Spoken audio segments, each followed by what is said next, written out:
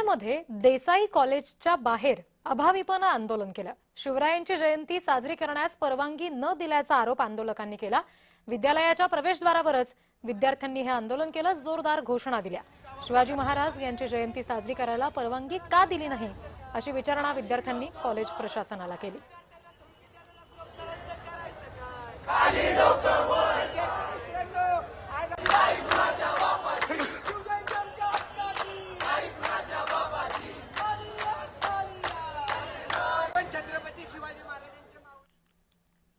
या सगळ्या संदर्भात आणखी तपशील घेऊयात। प्रतिनिधी रोहन कदम आपल्याशी जोडले गेलेले आहेत। रोहन, काय नेमकं म्हणणं होतं या सगळ्या आंदोलकांचं आणि कॉलेज प्रशासनानं त्याची दखल घेतली आहे का आंदोलनानंतर तरी?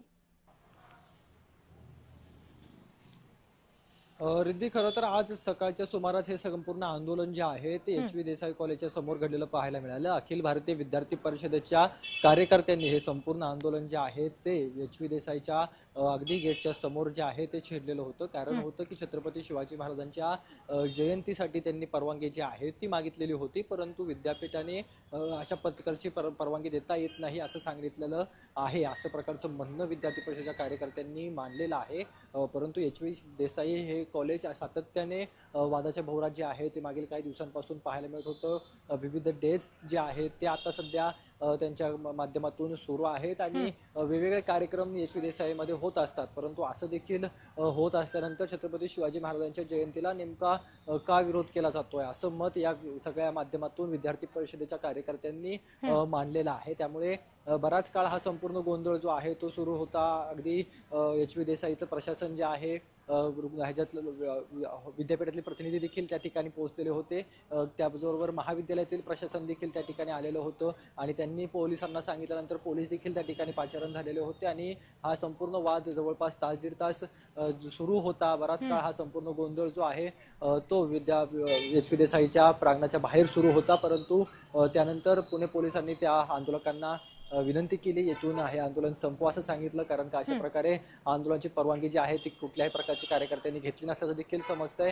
त्यामुळे त्यांनावरती गुन्हे दाखल होऊ शकतात असं सांगितल्यानंतर काही काळानंतर या तरुणांनी जी आहे ती पुढची भूमिका आम्ही लवकरच घेऊ, याच्यापेक्षा मोठं आंदोलन जे आहे ते कदाचित आम्हाला करावं लागलं तर आम्ही करू, परंतु अशा पद्धतीने आमची अडवणूक करणं हे योग्य नाही अशा प्रकारचं मत या संपूर्ण विद्यार्थ्यांनी मांडलेलं पाहायला मिळालं। बराच काळ घोषणाबाजी जी आहे ती या विद्यार्थ्यांनी विद्यालयाच्या प्रांगणासमोर केलेली पाहायला मिळाली। गेटच्या समोर बराच काळ जी आहे ती घोषणाबाजी करण्यात आली। काही विद्यार्थ्यांकडून त्या ठिकाणी भाषणं देखील करण्यात आली आणि त्यांच्या सगळ्यांच्या माध्यमातून हाच रोख होता की एच.व्ही. देसाई कॉलेजने महाविद्यालयाने जे आहे ते छत्रपती शिवाजी महाराजांच्या जयंतीला जी आहे ती परवानगी का दिली नाही याचा जाब हे संपूर्ण विद्यार्थी प्रशासनाला विचारताना पाहायला मिळत होते। रोहन, आता जसं तुम्ही म्हणालात की आंदोलकांनी आता आणखी आम्ही मोठं आंदोलन करू, आंदोलनाचं स्वरूप तीव्र करू अशा पद्धतीचा इशारा दिलेला आहे। या पार्श्वभूमीवर तरी कॉलेज प्रशासनाकडून विद्यार्थ्यांचं एखादं शिष्टमंडळ चर्चेसाठी बोलावण्याचा उपाय सुचवला गेलेला आहे का? त्या संदर्भाने त्या अनुषंगाने काही घडू शकतं का शिष्टमंडळ चर्चेसाठी जाण्यासाठी? निश्चितचपणाने याच्यामध्ये आणखीन चर्चा जी आहे ती केली जाऊ शकते। आणखीन चर्चा विद्यापीठासोबत बोलून महाविद्यालय करू शकतं। त्याचबरोबर अखिल भारतीय विद्यार्थी परिषदेचे महामंत्री असतील, शहराचे महानगर मंत्री असतील, या सगळ्यांच्या माध्यमातून याच्यावरती तोडगा जो आहे तो काढला जाऊ शकतो, चर्चेचं निमंत्रण पाठवलं जाऊ शकतं। परंतु हे संपूर्ण आंदोलन आजच्या दिवशी तरी मोठ्या प्रमाणामध्ये शहरात गाजलेलं पाहायला मिळालं। हे सगळे विद्यार्थी जे आहेत ते बराच काळ त्या ठिकाणी बसून राहिले। विद्यापीठातील विद्यालयातील प्रशासन जे आहे ते त्यांची समजूत काढत होतं। पुणे पोलीस त्या ठिकाणी पाचारण झालेले होते। अगदी मध्यवर्ती भागामध्ये हे महाविद्यालय आहे, अगदी शनिवारवाड्याला लागून हे महाविद्यालय आहे। त्यामुळे बराच काळ हा संपूर्ण गोंधळ जो आहे तो सकाळच्या सुमारास सुरू होता। परंतु आता नेमकं पुढे हे विद्यार्थी परिषदेच्या कार्यकर्त्यांकडून काय भूमिका घेतली जाते, आणखीन आक्रमक हे संपूर्ण कार्यकर्ते होत आहेत का, की हे सगळं जे सुरू आहे त्यावरती चर्चेतून काही मार्ग काढला जाऊ शकतो, यावरती देखील विचार विनिमय जो आहे तो भविष्यामध्ये होऊ शकतो। जी, निश्चित। रोहन, तुम्ही आमच्याशी असेच जोडलेले राहा।